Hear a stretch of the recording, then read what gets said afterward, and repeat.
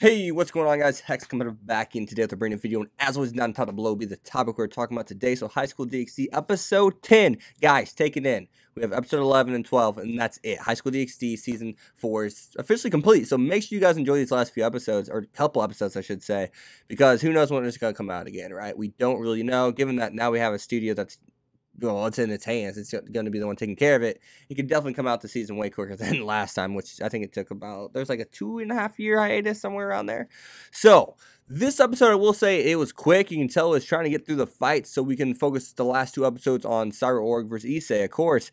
And, you know, I don't expect Kiba and them to actually last very long. Kiba's and Novi and Rasavisa to last very long whatsoever against Sairaorg. So that's something that I don't expect to really happen and last very long. I bet you it probably lasts the first 5 minutes of the episode, and the next two episodes focus on, you know, or the next, I guess episode and three-fourths episode focus on Sairaorg and Issei, of course, and ending the season nicely, right? With about probably 10 minutes of content left at the end of episode 12 to end the series, or season, not series, but season. Sorry, don't want to scare y'all there, but I don't know what's gonna happen next. So I don't know if there'll be a season 5 or not. But other than that, though, let's hop on with Kiba. I mean, we find out that Kiba, his new balance breaker, he has 2 now apparently. He can make these kind of swordsmen, these knights, and I mean, we didn't get to see anything too flashy with them. It's a really quick scene. I mean, the fight really only lasted, what, 2 minutes, so not too much to really dive into, and that's probably why this video will end up being shorter, because there's not much to dive into. Because I mean, we see that Koniko now is at Nekomata level 2, or mode level 2, so she has 2 tails. Each tail probably represents a level, right? So and look at that, and that's some good stuff too. I did enjoy that. I'm just enjoying I guess I'm just enjoying like the new abilities, you know, as a whole. That's something I am really liking, because if we look at the guy who can control gravity, right? Anything he's looking at, that's pretty cool ass move. That's huge. I mean, it's hard to not be seen. How are you just supposed to not be able to, you know, how are you supposed to blind your opponent? And that can be tricky. And of course, yes, it worked out for them in this scenario, and how they handled it was fine. But I'm just saying in general that you're not always going to be in a, you know, a predicament to where you can find a way out that easy, you know? So that's something that would be really cool in battle, I guess, you know? If you're fighting someone who is a swordsman as well, you're not fighting someone who's necessarily a long range user, or if you're just doing a one-on-one fight more so, that's going to be really, really, really crucial to have. I mean, so yeah. So Issei, let's hop onto this part. He's fighting a stripper. She was going to go the whole 9 yards. She was about to take off the pants, which I was just kind of like, is this really about to happen? Are they really? Japan, are you really doing this to us right now?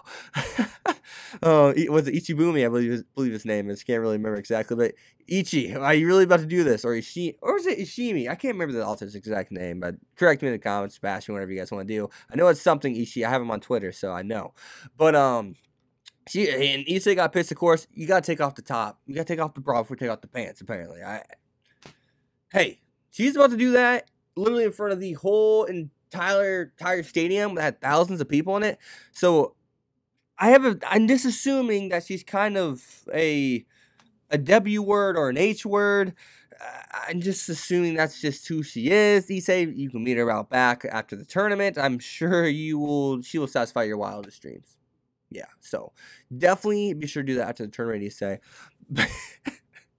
So I do got to go ahead and throw this, you know, out there as I'm just going down my list of notes here. They always use Akino as a scapegoat. I knew it was going to happen. She lost in the Rise of Phoenix game, and now she loses in this one. She's always a scapegoat. Let someone else lose. She's one of the more important characters. She's like, if in terms of screen time, it's usually Azia, Rias, and Akino. At least that's what it was like the first, I guess, 2 seasons for sure. It was Rias and, you know, Ozzy and Akino for sure. There's a lot of screen time for those guys. And of course, Novi, once she came in, there's screen time for her. She does get nice screen time, especially this season. Of course, Kyoto, her and Eden, I got a shit ton of screen time, way more than Rias and Akino.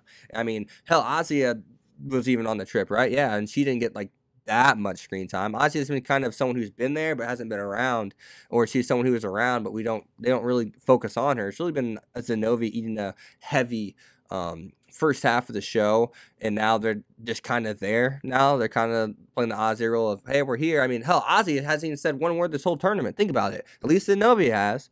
But at least, I mean, Ian has said more in the stands than Ozzy has this whole tournament. So, I mean, think about it like that. But it was cool seeing that they are up 7-3. I did not think it'd be such a big lead. Of course, Sairaorg's about to take down 3 people, so it's about to be like 7, or what will it be? It'll be 4-3 after he eliminates the next 3, Ross Visa, Kiba, and who else went out there with him? Who was that third person? Zenobia. Best kills Zenobia. I forgot. My bad. I won't forget again. But yeah, so it will be 4-3. So we're going to narrow that down for sure. We should just be ready for that and expect that. If we don't expect that, then we are blind, because they even said, Kiba even said, basically, we're going to soften them up for you as much as we can, man. Then it's all yours. So other than that, though, Gasper had a great moment with like showing resolve and determination. I did not expect Gasper to. I mean, the man was getting stomped on. For God's sake, he's getting stomped on. And he finally decided to use that, the eyes that can stop time. And of course, that's his second gear, right? Our evil piece. I didn't know how many pieces he'd be worth, since he is technically an evil piece. But I guess he's just like a bishop, right? So we look at that, and then we look deeper into this episode and find out that Zenobia is still a badass with that new Durandal. This takes them both out. We also find out that Issei is more disciplined than what we thought. So, where's this review even going anymore? As always, guys, sure leave a like, comment, subscribe, follow me to Twitter, X25. See you guys next time. Peace. Thanks for watching, guys.